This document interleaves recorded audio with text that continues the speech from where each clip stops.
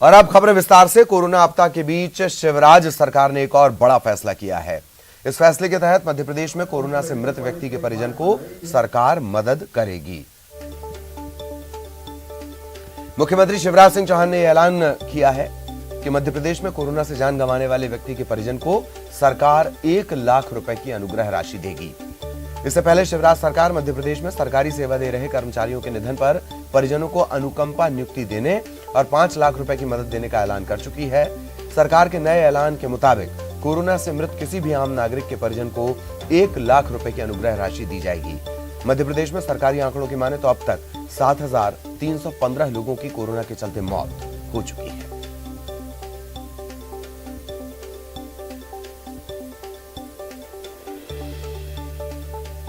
और नीचे हम ये जानकारी भी आपको दे रहे हैं कि कौन कौन इस दायरे में आएगा, मतलब जो ऐलान किया गया है कौन कौन उससे लाभान्वित होगा। बड़ा ऐलान, शिवराज सरकार का बड़ा ऐलान। इससे पहले कर्मचारियों के लिए उन्होंने ऐलान किया था और अब आम नागरिक, किसी भी आम नागरिक जिसकी मृत्यु कोरोना के चलते हुई है, उनके परिजनों को 1 लाख रुपए की अनुग्रह राशि दी जाएगी। सरकारी आंकड़ों के मुताबिक अब तक 7,315 लोगों की कोरोना के चलते जान जा चुकी है। हालांकि एक बड़ा सवाल ये हमेशा से बना हुआ है कि कोरोना से मृत्यु और अंतिम संस्कार जो देहों का किया जा रहा है, शवों का किया जा रहा है, उनके आंकड़ों में एक लंबा विरोधाभास है। मैं विधायकों की मित्रों से कह रहा हूं, एक फैसला और आज हम कर रहे हैं और वो फैसला है कोविड के कारण, कोरोना के कारण इस दूसरी वेव में जिस परिवार में मृत्यु हुई है उस परिवार को 1 लाख रुपए की अनुग्रह राशि दी जाएगी ताकि वो राशि उनका सहारा बन जाए। आखिर उनके घर संकट आया, परेशानी आई है, हम केवल शाब्दिक सहानुभूति देकर नहीं रह सकते। वो हमारे अपने लोग हैं, उनका दर्द है, उनका कष्ट है। हमने कोशिश की, हम बचा नहीं पाए, परिवार का तो नुकसान हो गया, लेकिन 1 लाख रुपया उस परिवार को अनुग्रह राशि दी जाएगी। और इधर कोरोना संक्रमण को लेकर सीएम शिवराज लगातार एक्टिव हैं। इसी कड़ी में आज भी सीएम के कई कार्यक्रम होने वाले हैं। सीएम शिवराज आज सुबह 11 बजे ग्रामीण इलाके के जनप्रतिनिधियों के साथ कोरोना को लेकर चर्चा करेंगे। इसके बाद दोपहर 12 बजे योग से निरोग कार्यक्रम को संबोधित करेंगे। वहीं दोपहर 3 बजे भोपाल संभाग की कोरोना समीक्षा बैठक करेंगे और शाम 5:30 बजे फिर से कोरोना की समीक्षा बैठक होगी। इसके बाद शाम 7 बजे पेयजल वितरण की समीक्षा बैठक होनी है।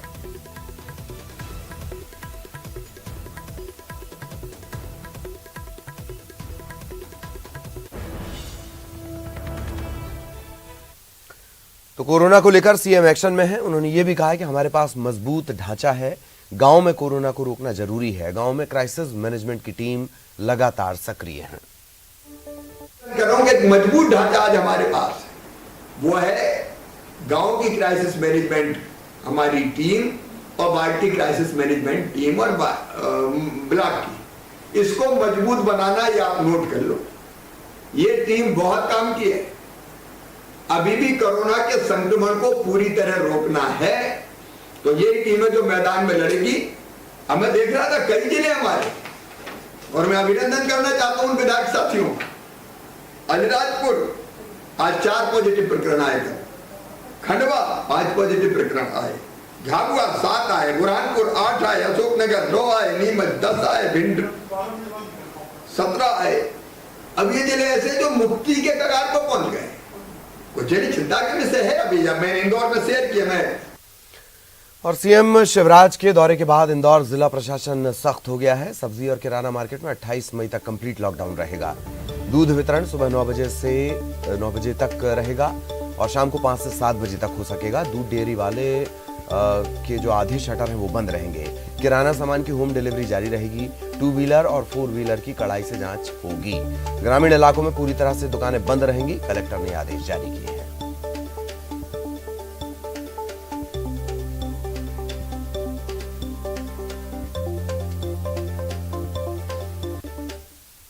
और अब मध्य प्रदेश का कोरोना अपडेट आपको दे दें। 24 घंटे में 4,952 नए संक्रमण के मामले सामने आए हैं, जबकि 9,756 मरीज डिस्चार्ज हुए हैं। 88 मरीजों की इस दौरान जान चली गई 24 घंटों के दौरान। फिलहाल राज्य में अगर एक्टिव केसेस की बात की जाए, सक्रिय मामलों की बात की जाए, 72,725 एक्टिव केसेस हैं।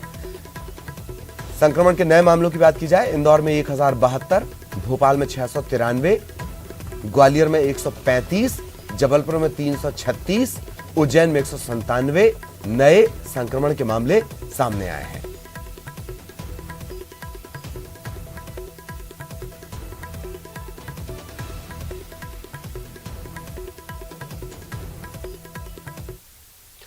इधर खंडवा की गुलमोहर कॉलोनी में कांग्रेस नेता आपस में भिड़ गए। इस दौरान जमकर पत्थरबाजी हुई, यहां तक कि दोनों तरफ से हवाई फायरिंग भी की गई। इसे लेकर इलाके में हड़कंप मच गया। इस दौरान दोनों पक्षों के कई लोग घायल भी हो गए। खबर मिलने के बाद पुलिस मौके पर पहुंची, हालात पर काबू पाया।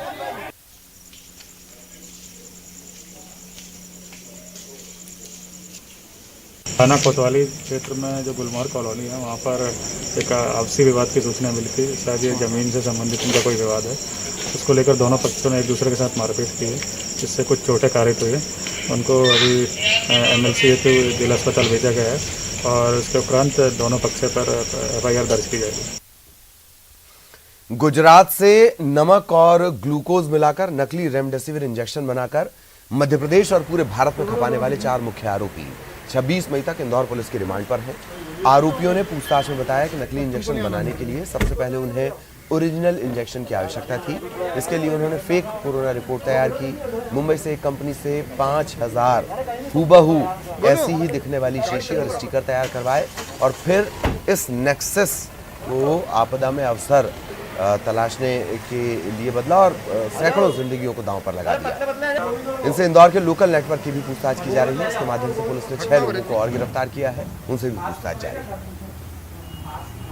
बिल्कुल, इसमें जिन लोगों ने जो है इसके नकली स्टिकर तैयार किए हैं और कॉन्स्पिरेंसी में शामिल थे, नकली इंजेक्शन बनाए हैं, वो सभी इसमें आरोपी बनेंगे। रेमडेसिविर कंपनी है उससे भी पत्राचार किया जा रहा है। हाँ बिल्कुल, इसमें जो रेमडेसिविर की कंपनी है जिसका इन्होंने किया है, उससे भी हम लोग संपर्क कर रहे हैं और उसको भेजेंगे। और इसमें भी जो कॉपीराइट एक्ट, इसमें ट्रेडमार्क का इसका उल्लंघन है ये, तो उसका भी जो है इसमें धाराएं बढ़ाई जाएंगी।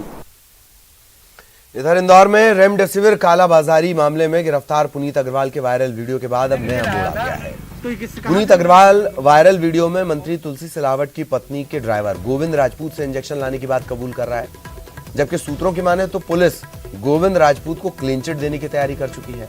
पुलिस अधीक्षक ने आधिकारिक तौर पर मीडिया से जानकारी देते हुए बताया कि गोविंद राजपूत ने बीमारी के दौरान पुनीत से इंजेक्शन खरीदे थे, हालांकि उसका उपयोग नहीं हो सका, उसने वापस कर दिए। दरअसल इंदौर की विजयनगर थाना पुलिस ने पुनीत अग्रवाल को रेमडेसिविर इंजेक्शन महंगे दाम में बेचते हुए गिरफ्तार किया था। आरोपी से इंजेक्शन भी बरामद किया था। जब पुनीत अग्रवाल को न्यायालय में पेश करने जाया जा रहा था, तभी मीडिया कर्मियों से पुनीत ने बात की और उसने कहा कि वो इंजेक्शन गोविंद राजपूत से लाया है। गोविंद मंत्री तुलसी सिलावट की पत्नी के वाहन का ड्राइवर है और उसी से वो इंजेक्शन लाया था। हालांकि मंत्री के परिवार के ड्राइवर का जिक्र आते हुए अचानक सियासी भूचाल मच गया। बड़े राजनीतिक दलों से जुड़े लोगों ने ट्वीट कर तीखी प्रतिक्रिया दी। पुलिस के मुताबिक पुनीत अग्रवाल ने वीडियो में झूठ बोला था। उसके वीडियो के बाद खुद गोविंद ने अपने बयान दर्ज करवाए हैं। पुलिस ने कॉल डिटेल और रिकॉर्डिंग की भी जांच की है। प्राथमिक प्राइमा फेसी प्रथम दृष्टया गोविंद की बात सच प्रतीत होती है, फिर भी फिलहाल जांच जारी है। एक बात और है कि जब भी मामला सियासी रसूख से जुड़ा होता है तो उसमें इतने ट्विस्ट आते हैं कि एक फिल्म पूरी तैयार हो सके। आप क्या कोई अनुबंध का ड्राइवर आ जाए, मैंने कहीं आपकी मदद कर दी, कोई ड्राइवर मेरा किसी का मर्डर कर देगा, तुलसी राव ने मर्डर कर दिया। मैंने शुरू दिन से बोला, आज फिर कह रहा हूँ, बड़ी चुनौती दे रहा हूँ, इसकी पूरी जांच होना चाहिए, जो दोषी हो उस पर राजूका लगाऊंगा, मैं कह रहा हूँ। नंबर आया पुलिस के पास में, तो पुलिस ने उसे लड़के से संपर्क किया, बोले कि यार हमें जो है इंजेक्शन की जरूरत है, तुम हमें दे दो। उसने एक अपना ग्राहक बन करके पुलिस ने कॉल किया उसको। ये लड़का आया इंजेक्शन के साथ में और मेघदूत गार्डन के पास से पुलिस ने इसको इंजेक्शन के साथ पकड़ लिया। पुनीत अग्रवाल और गोविंद राजपूत दोनों एक ही ट्रैवल एजेंसी में काम करते हैं, तो इनका पुराना परिचय था। और ये पुनीत अग्रवाल बोलता रहता था कि अपने बंटी भाई हैं, वो यदि किसी को जरूरत हो इंजेक्शन की तो बताना, बेड चाहिए, ऑक्सीजन चाहिए, वो सब उपलब्ध करवा देते हैं। हमारे पास ये पुनीत अग्रवाल का भी बयान है जो उसने दिया है, और ये जो राजपूत गोविंद राजपूत है इसका भी बयान है। हम जो है दोनों के बयानों को जो सर्कमस्टेंशियल एविडेंसेस हैं उनसे हम कोरोबरेट करेंगे, उसको वेरीफाई करेंगे और जो भी तथ्य आएंगे उसके अनुसार जो सही और निष्पक्ष और विधि अनुरूप कार्रवाई है वो इसमें की जाएगी। वैसे भारतीय पुलिसिंग व्यवस्था में बयान दिया जाना और बयान लिया जाना, इसमें बड़ा फर्क है। अशोकनगर के चंदेरी में बेवजह घूम रहे युवक का चालान काटना पुलिस को महंगा पड़ गया जब उसकी पत्नी ने घर से आकर पुलिस अधिकारियों की चप्पल उतारकर उन्हें चेतावनी दे दी और इस दौरान महिला ने जमकर हंगामा किया। लोगों के समझाने के बाद मामला शांत हुआ। पुलिस ने पति पत्नी के खिलाफ मामला दर्ज कर लिया। गाड़ी गलौज की गई, अनारगढ़ बातें की गई और तुरंत उनका चालान काटने के बाद वो अपनी गाड़ी लेके वहाँ चले गए। 10 मिनट के अंतराल के बाद उनकी पत्नी हेमलता सोनी मौके पर उपस्थित हुई और उनके द्वारा मेरे को पूछा गया कि कौन है एसडीएम ये वो इस तरीके से, और फिर उनके द्वारा चप्पल लेकर मारने की कोशिश की गई। ये पूरा मामला संबंधित जिला एफआईआर दर्ज किया। कोरोना का जो उल्लंघन करता पाया गया तो उस पर कार्रवाई करने के लिए एसडीएम साहब ने रोका, तो उसने नहीं रोका, तो इसी पे उन पर चालानी कार्रवाई करने का वो किया गया। तो इतने में उसको समझा बुझा के उसको भेजा गया। इसी घटना के बाद उसकी पत्नी आ गई जिसने एसडीएम साहब के संग अभद्रता। ब्रेक के बाद भोपाल से बड़ी खबर मिल रही है। डेविड स्नूकर पर पुलिस ने दबिश दी। लॉकडाउन में भी ये स्नूकर संचालित हो रहा था। 30 से ज्यादा युवा यहां पर स्नूकर पर दांव लगा रहे थे। हजारों रुपए का दांव लगाते पकड़े गए हैं। कोईफेजा पुलिस ने पूरी कार्रवाई की है। लॉकडाउन की सख्ती के बावजूद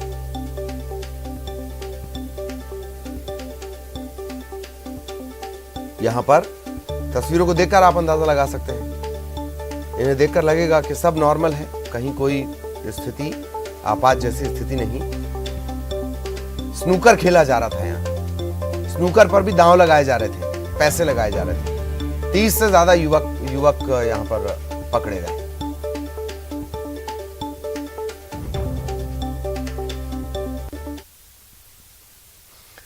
श्योपुर में शहर के दीनदयाल बस स्टैंड में अचानक आग भड़क गई। आग इतनी भीषण थी कि देखते ही देखते निजी कंपनी की 3 बसें आग की चपेट में आ गईं। गनीमत यह रही कि कोतवाली पुलिस ने दूसरी बसों को इस जगह से तत्काल हटा दिया और दमकल की टीम सूचना मिलते ही मौके पर पहुंची। इसके चलते आग और ज्यादा नहीं फैली। तकरीबन 1 घंटे की कड़ी मशक्कत के बाद आग पर काबू पा लिया गया। जिला प्रशासन की टीम, पुलिस प्रशासन की टीम मौके पर आई और नगर पालिका की टीम, फायर ब्रिगेड मौके पर बुलाई गई थी और एक जलती हुई बस पे काबू पा लिया गया। उसके बगल में जो बस खड़ी थी वो भी थोड़ा सा, उसमें भी आग लगी है, लेकिन पूर्ण रूप से काबू पा लिया गया है। आग कैसे लगी है इसकी हम लोग जांच करेंगे। अज्ञात कारणों का भी क्लियर नहीं हो पाया है और आग पर पूर्ण रूप से काबू पा लिया गया। और अब एक ऐसी नन्ही फाइटर की कहानी हम आपको सुनाएंगे जो महज 16 दिन की है। बिना मां की ये बच्ची जिसने दुनिया में आंखें खोली तो दर्द का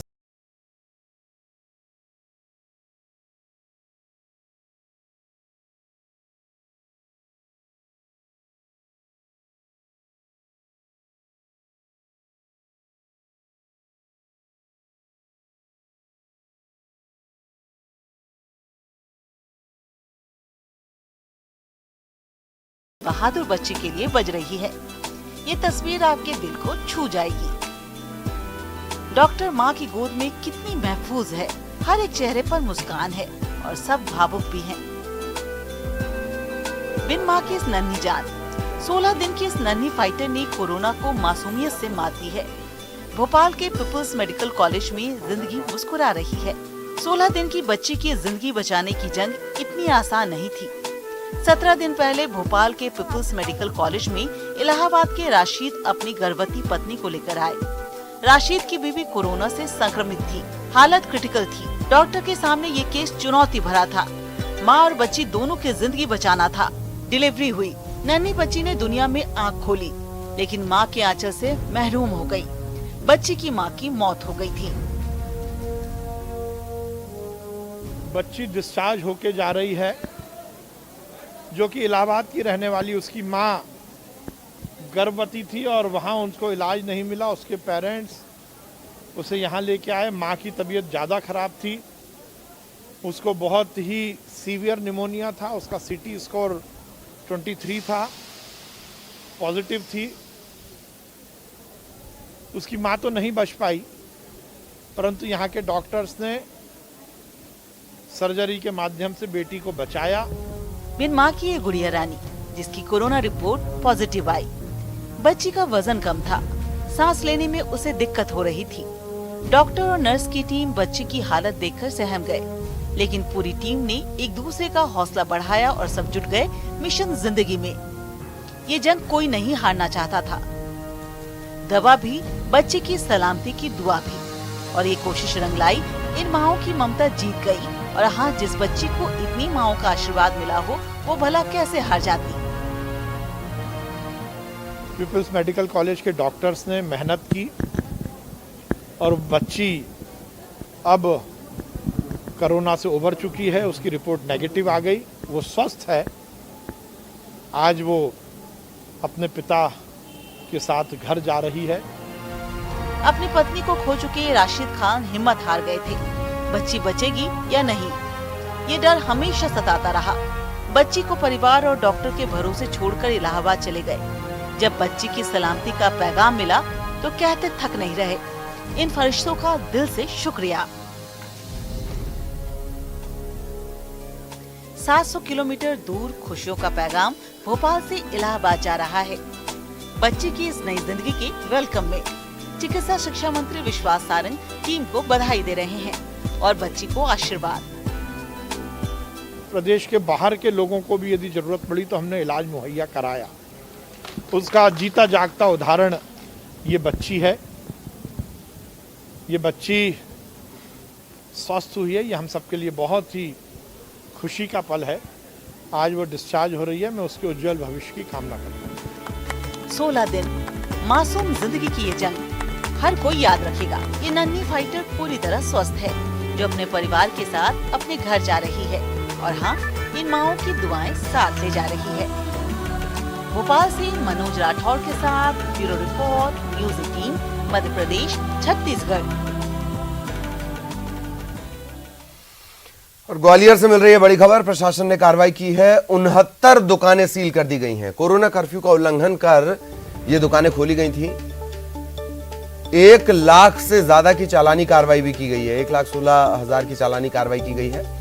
मुरार में सुबह 5 बजे से दुकानें खुलने की शिकायतें मिली थी। एसडीएम की टीम को देखकर एक दुकानदार ताला लगाकर भागा, जबकि दुकान में अंदर ग्राहक थे। प्रशासन ने ताला खुलवाकर इन्हें बाहर भी निकाला। बड़ी कार्रवाई। 69 दुकानें सील कर दी गई हैं। 1 लाख से ज्यादा की वसूली हुई है। चालान वसूल हुआ है। कोरोना कर्फ्यू का उल्लंघन किया जा रहा था। एक दुकानदार ने एसडीएम को देखा और ताला लगाकर भाग गया, जबकि ग्राहक अंदर थे।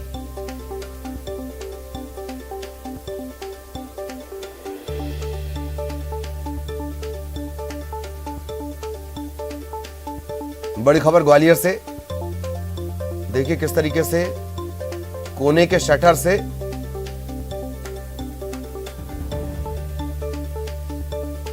कारोबार ये चल रहा है। सुशील हमारे सहयोगी इस वक्त हमारे साथ जुड़े हुए हैं। सुशील, पूरी जानकारी।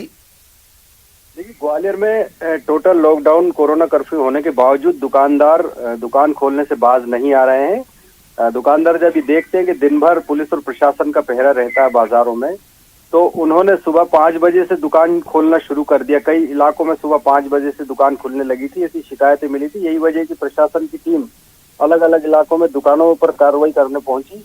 तो शहर में करीब 70 दुकानें खुली पाई गई, जिनके खिलाफ जो है चालानी कार्रवाई की गई है। इन दुकानों को सील कर दिया गया है। साथ ही इन दुकानों से 1,16,000 रुपए की जुर्माना राशि वसूल की गई है। एक जगह तो दुकान में दुकानदार ताला लगाकर भाग गया। उस दौरान वहां एक महिला और उसकी बच्ची दोनों ग्राहक के रूप में वहां मौजूद थे और दुकानदार ताला लगाकर भाग गया टीम को देखकर। जी।